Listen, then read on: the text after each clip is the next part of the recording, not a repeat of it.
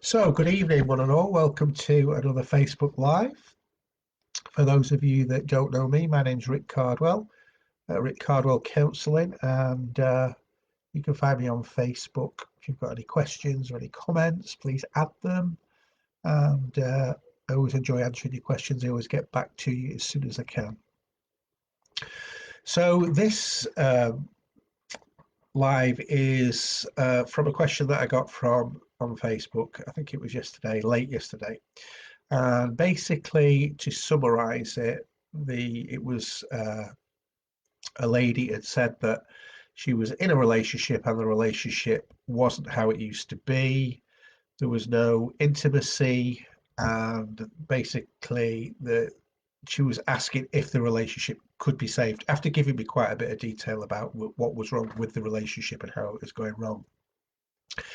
So, can a relationship be saved? Okay, so it's a complex question, that, because it depends on the situations of the relationship. And all relationships are different. We know that two people with two different personalities and behaviors, very difficult to get on with in life, particularly with the social pressures that we got. So I'll have said this before: if a relationship is abusive, either physically or psychologically, then generally those relationships are really difficult to save, really, really difficult to save. And my advice is for you to uh, get out of that relationship as quickly as you can, basically, because experience and historically, the facts are, unfortunately, that those relationships don't get saved, and they tend to deteriorate into worse abuse. It's not to say that those relationships can't be saved, they can be saved, but it's unusual, and statistically, it's unlikely.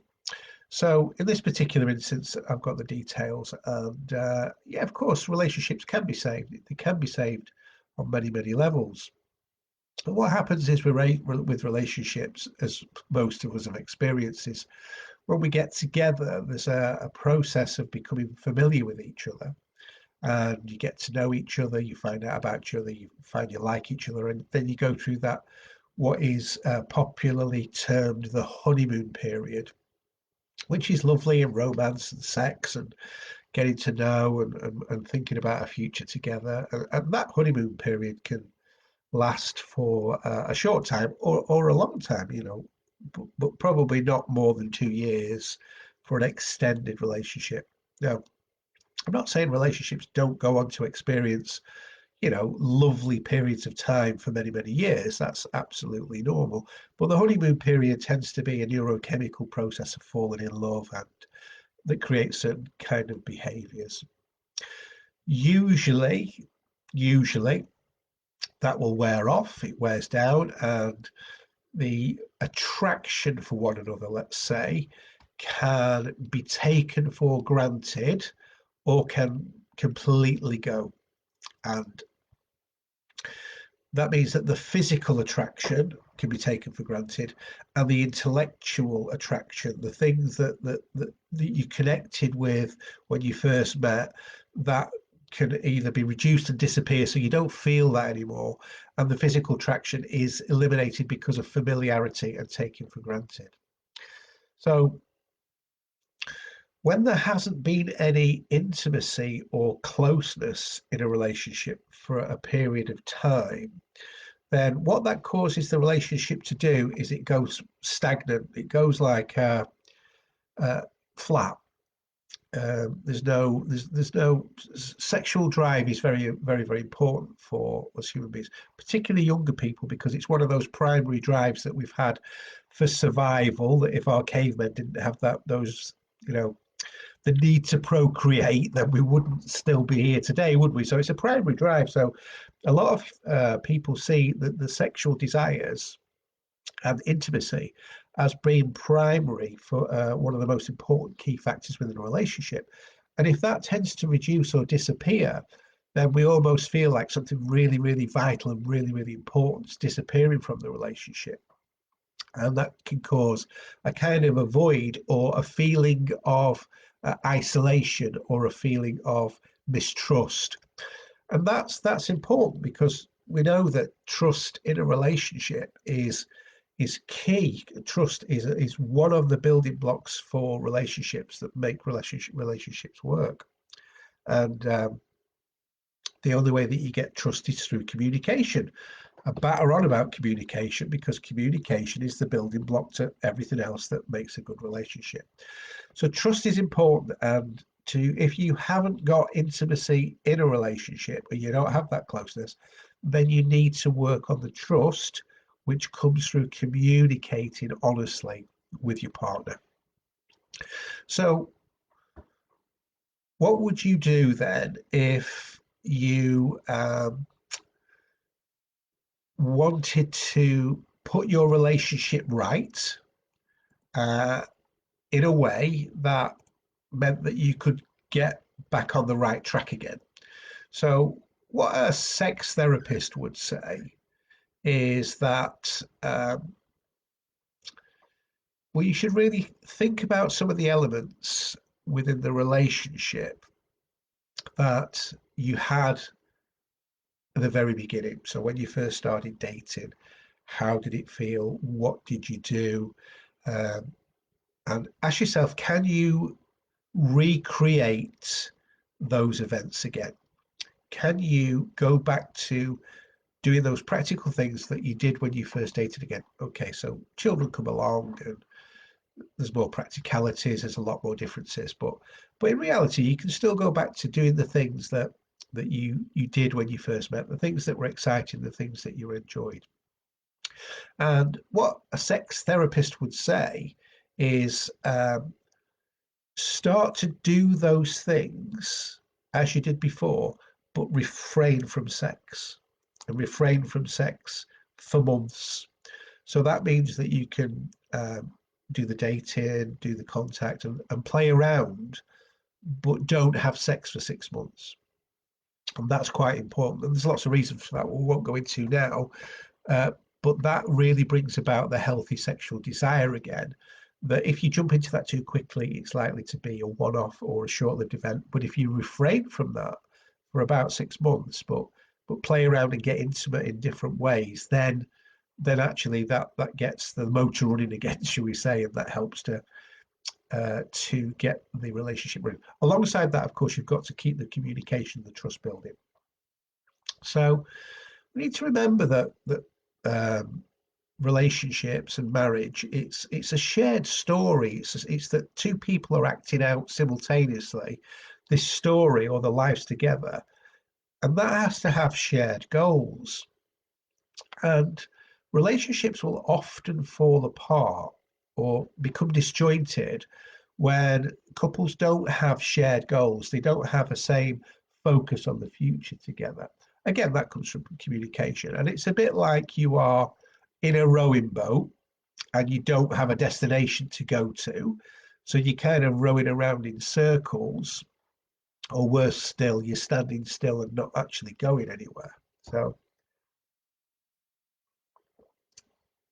what you should do, if you're in a relationship that isn't working, but you want it to work, then you should both write out what you'd like to achieve in the future, plan that out for yourself, take into account that you're married and you have a partner, and get your partner to do the same. So you both do that, and then share it.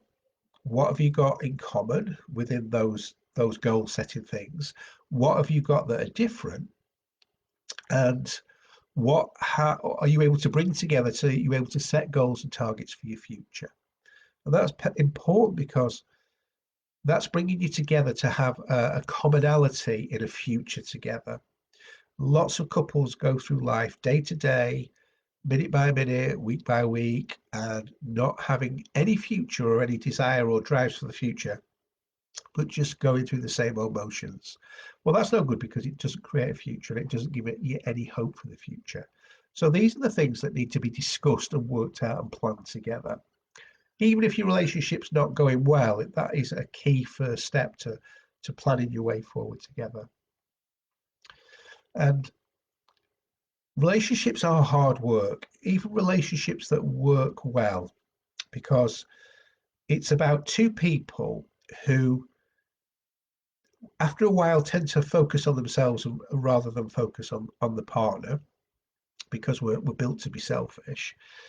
So it's hard work, and you need to put some of the things that were at the beginning of the relationship that work well back into the relationship. The things that you don't have now. What were you doing that worked well then that you would like to have now? Start building those back into the relationship. And take into account that once things start to go off track, once things aren't working well for you, then you create these thoughts of things that aren't working.